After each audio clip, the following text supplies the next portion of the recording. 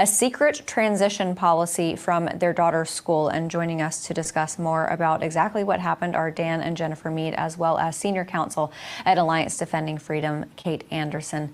Guys, thanks so much for being here. Thank you. Thank you. For you, when you read that report and you said you thought that they had, mixed up, that this was another student, when you realized that it wasn't a mistake, I imagine that your stomach sank and your heart exploded and all those things. Mm-hmm. Yeah. Yeah. What did you think? Because you were in this initial meeting, right? Yeah. You were given this initial report. Yes. How was that for you? Well, at first when we got it, we thought it was a mistake. Sure. That maybe two files had been merged. In fact, we tried to contact the person who was in charge of that material and ask them, was this a mistake? And they were silent and didn't respond. And so we immediately knew something was going on. What prompted this meeting to begin with? Our daughter was diagnosed with autism. And so we'd been working really close with the school gotcha. Counselor to come up with the best program of assistance that the school could offer to help her academically, socially, just to make school the best experience possible. Yeah.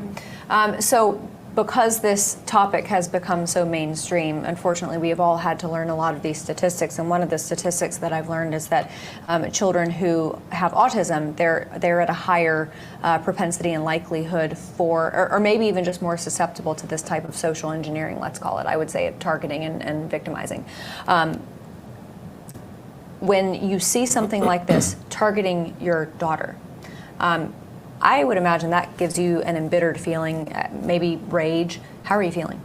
It was definitely betrayed. Yeah. Shocked. Mm-hmm. Definitely hurt. Yeah, it was a complete shock. Yeah. How old is she? She's 16 now. My goodness. Yeah. When did this begin? Do you know? Yeah, when she was 12 or 13, we think. Oh, my goodness. Yeah. So, Kate, you are handling this case.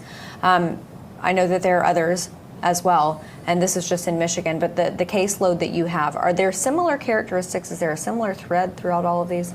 Absolutely. These policies where school districts are secretly transitioning kids, treating them as the opposite sex at school while hiding it from their parents, is spread across the country. If it's happening in Rockford, Michigan, it's happening everywhere in blue states and red states. And we're hearing from parents all the time. We have 5 cases that are sadly similar to this one, and there are more cases around the country. It's starting to bubble up to a point, though, where I think the courts are going to be able to weigh in and stop this. Mm-hmm. Parents are the ones that are supposed to direct their kids' education and upbringing, and these policies really drive a wedge between parents and their kids and keep those parents from being able to do what's best for their kids. Yeah.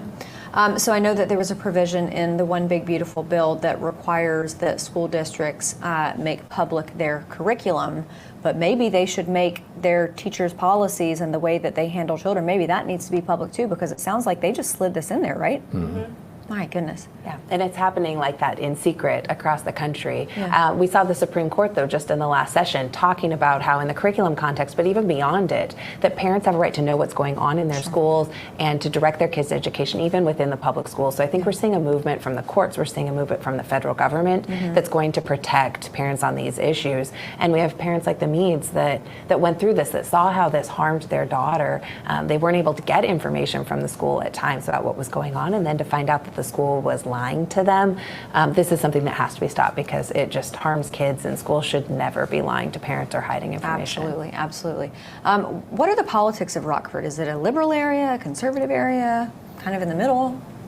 I think it's trending towards more in the middle. Okay. Definitely in the last, probably, I would say maybe 5 to 7 years. Have you found, and the reason I ask that is because, I think that there are parents across this country who live in safe red areas and they think that this can't happen in their school system, but that's not true, is it? No, because that's what we thought. We thought, we would hear this on the news and think, oh, thank goodness this is not happening in our school district. And soon after that, we were shocked to find out that it is, and it's happening across the nation.